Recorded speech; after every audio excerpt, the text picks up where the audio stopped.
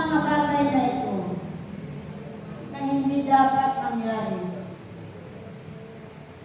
Sapagkat ang mga bansang ito na nagkakaroon ng digmaan at kaguluhan ay marami kayong mga kapatid na nadadamay at sila ay nagiging kawawa sa kaganapan na nangyayari sa mga bansang ito na nagkakaroon ng digmaan o kaguluhan. Kaya aking mga anak, huwag kayong umigil sa inyong pagdarasal sa pamamagitan ng mga wika ng mga anghel. Ganapin ninyo lagi ito, aking mga anak, sa mga tinanggalang oras ng Ama, sapagkat napakahalaga ang inyong mga ginagawa na pagdarasal sa magitan ng mga wika ng mga anghel. Ipagpatuloy ninyo lamang ang inyong mga ginagawa ito, aking mga anak, para sa kapayapaan ng buong mundo, lalo na sa mga lugar kung saan ay naroroon ang kaguluhan. At kawawa ang inyong mga kapatid na nadalamay sa kaguluhan ng mga matataas na mga tao na kung saan ay sila ang gumagawa ng kaguluhan ito. Kaya aking mga anak, ipagpatuloy ninyo ito at lagi kayong magkaisa, aking mga anak, para sa bansang ito, para sa mga lugar na inaatake ng mga digmaan at kaguluhan. Aking mga anak, ako'y lagi ninyong kasama sa inyong pagdarasal ng aking banal na Santo Rosario.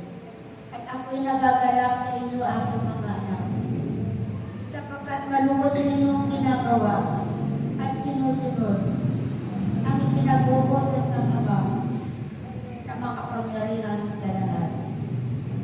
Kayo lahat, aking mga anak,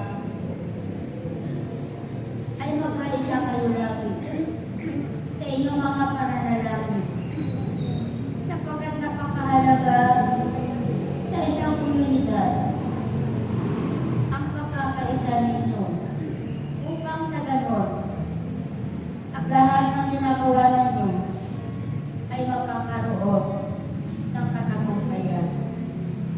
Kayo lahat, aking mga anak, ay patuloy kayong mag-aral ng salita ng Diyos, sapagkat ito ang makakatulong sa inyo sa inyong paghayo, sa inyong pagpapalaganap ng salita ng Diyos, sapagkat ito kailangan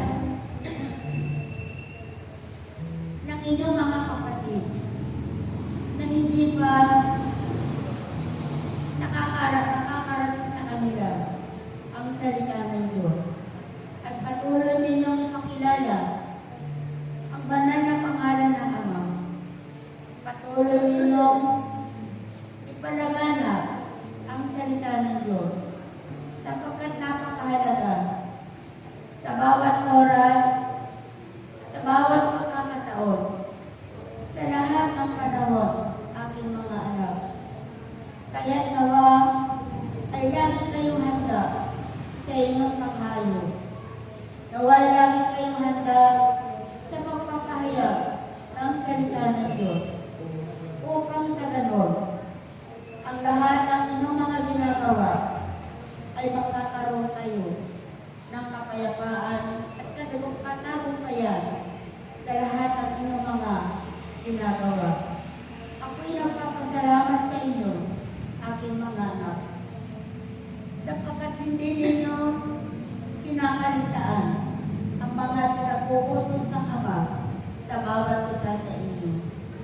Gawin ninyo ito lagi aking manap.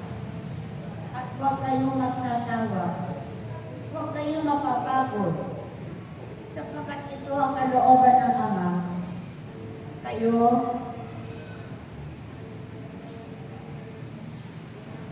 ay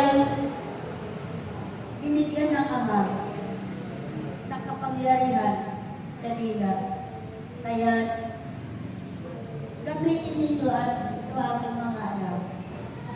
Sapagkat napakahalaga ang inyong magsasalita ng mga wika ng mga anghel para sa inyong pagtataboy ng mga salot sa mundo ito. Kayong lahat, aking mga anak, ay pinili ng Diyos.